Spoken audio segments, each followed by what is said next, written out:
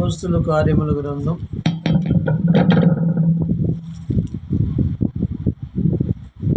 2వ అధ్యాయం 17 వచనం. అంత్య దినములందు నేను మనుషులందరి మీద నా ఆత్మను కుమ్మరించెదను.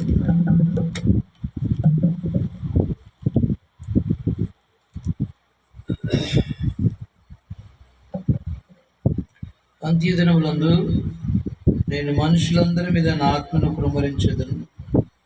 మీ కుమారులను మీ కుమార్తెలను ప్రవచించెదరు.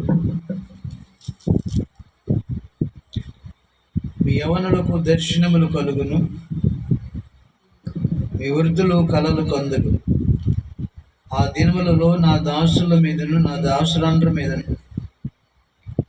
నా ఆత్మను కుమ్మరించెదను కనుక వారు ప్రవచించెదరు. పైన ఆకాశమందు మహత్కార్యములను, క్రింద భూమి మీద సూచక్రియలను, రక్తమును, అగ్నిని, పొగ, ఆవిరిని కలుగు చేసేది. ప్రభు ప్రత్యక్షముగా మహాదినము రాకమునకు సూర్యుడు చీకటిగాను చంద్రుడు రక్తముగాను మారును.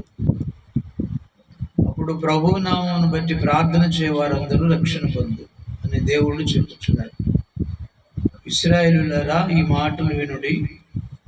దేవుడు నజరేయుడు యేసు చేత అద్భుతములు, మహత్కార్యములు, సూచక్రియలు మీ మధ్య చేయించి ఆయనను తన వలన మెప్పు పొందిన వానిగా మీరు కనబరిచెదరు. ఇది మీరే ఎరుగుదు. దేవుడు నిశ్చయించిన సంకల్పను, ఆయన భవిష్యత్ జ్ఞానమును అనుసరించి అప్పగింపబడిన ఈయనను మీరు దుష్టుల చేత సిలువ వేసి చంపితిరి. మరణము ఆయనను బంధించి ఉంచుట అసాధ్యము కనుక దేవుడు మరణ వేదనలు తొలగించి ఆయనను లేపెను. దేవుడి మాటలు మన వెనుకల్లో దీవించునుగాక. ఆమేన్.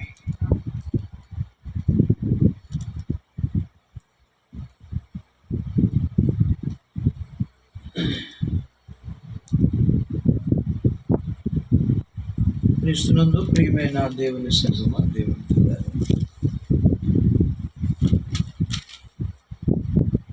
చదువుకున్నటువంటి అపోస్తుల కార్యముల గ్రంథంలో 17వ అధ్యాయంలో 17 వచనంలో పరిశుద్ధాత్ముడు తెలియజేసినటువంటి మాటలు. అంత్య దినముల యందు,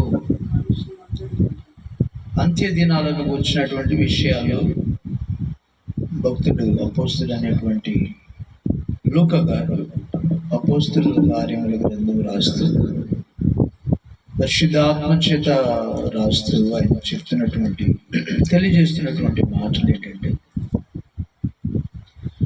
అంత్య దినాలలో సంభవించబోయే సంగతులను గురించి ఆయన మాట్లాడుతున్నారు.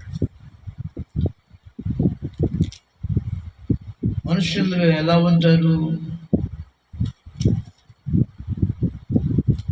నేను మనుషులందరి మీద నా ఆత్మను కుమ్మరించాను. మనుషులంట అంత్య దినాలలో ఈ పౌలు గారు తిమోతికి రాస్తున్నటువంటి సమయంలో అంత్య దినాలలో మనుషులు స్వార్థ ప్రియులు అని మాట్లాడుతున్నారు. ఇవన్నీ మన అంత్య దినాలు అని భక్తుడు తెలియజేస్తున్నటువంటి విధానం. ప్రజలు ఎలా ఉంటారంట? తిమోతికి రాసినటువంటి పత్రిక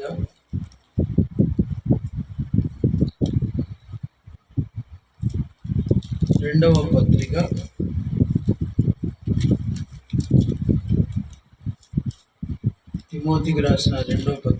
3వ అధ్యాయం. అంత్య దినములలో అపాయకరమైన కాలములు వచ్చును,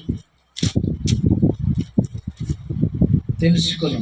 అపాయకరమైన కాలములు వచ్చునని తెలుసుకొను. ఎలయనగా మనుషులు స్వార్థ ప్రియులు, ధనాపేక్షలు, బింకములాడువారు, అహంకారులు, దూషకులు, తల్లిదండ్రులకు అవిధేయులు, కృతజ్ఞత లేని వారు, అపవిత్రులు, అనురాగరహితులు, అతిద్వేషులు, అపవాదకులు, అజితేంద్రియులు, క్రూరులు, సజ్జన ద్వేషులు, ద్రోహులు, మూర్ఖులు, గర్వాంధులను, దేవుని కంటే సుఖానుభవం ఎక్కువగా ప్రేమించేవారు, పైకి భక్తి గల వారి వల్లే ఉండి దాని శక్తిని ఆశ్రయించిన వారు అయినటువంటి వారికి విముఖుడవై ఉండుము అని తిమోతికి రాస్తూ ఉన్నారు. కాబట్టి అంత్య దినాలలో ప్రజలు ఇలా ఉంటారని అపాయకరమైన కాలాలు వచ్చిందని మాట్లాడు. అంత్య దినాలు ఏముంటాయంట? అపాయకరమైన కాలం. అనేక రకాల అపాయాలు ఉంటాయని అర్థం, అనేక శ్రమలు ఉంటాయని అర్థం. దాదాపుగా అంత్య దినాలలో, రాకడ దినాలలో దాదాపుగా 3 రకాల మహాశ్రమలు రాబోతున్నాయని ప్రకటన గ్రంథంలో మనం చూస్తాం. మొదటి శ్రమ, రెండవ శ్రమ అనేటువంటి 3 రకాల భయంకరమైన శ్రమలు రాబోతున్నాయి అని మాట్లాడుతున్నాం. అంటే అంత్య దినాల్లో అపాయకరమైన కాలాలు అంటే ప్రజలందరూ ఇలా ఉంటారండి. స్వార్థ ప్రియులు, బింకములాంటి వారు, తల్లిదండ్రులు అవిధేయులు, అతి ద్వేషులు, క్రూరులు, సజ్జన ద్వేషులు, అనురాగరహితులు, భయంకరమైన పరిస్థితుల్లో ప్రజలు ఉంటారని అర్థం.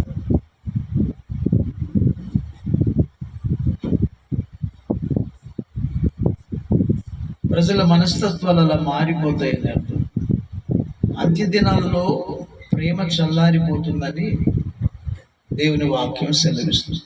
ప్రేమలు చనిపోతాయి. ఒకరినొకరు ద్వేషించుకుంటారు,